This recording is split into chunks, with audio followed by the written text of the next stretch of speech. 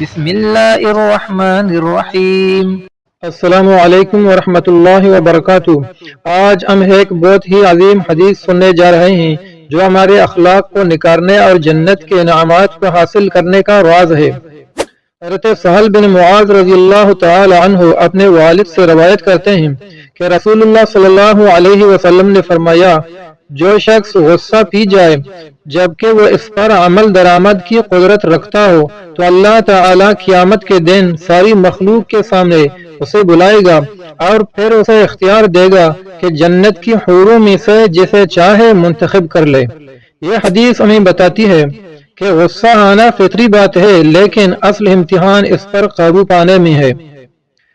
اگر انسان چاہے تو بدلہ لے سکتا ہے، لیکن برداشت اور معافی کو چن لیتا ہے تو وہ اللہ کے خاص انعام کا حقدار بن جاتا ہے۔ قیامت کے دن اللہ خود اس کی عزت افزائی کرے گا اور سب کے سامنے اعلان ہوگا۔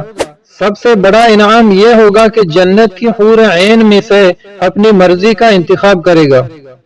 پیارے دوستو، جب بھی ہمیں غصہ آئے تو یاد رکھیں کہ اسے قابو کرنے پر اللہ نے کتنا بڑا انعام رکھا ہے۔ انتقام لینے کے بجائے صبر اور معافی کا راستہ اختیار کریں۔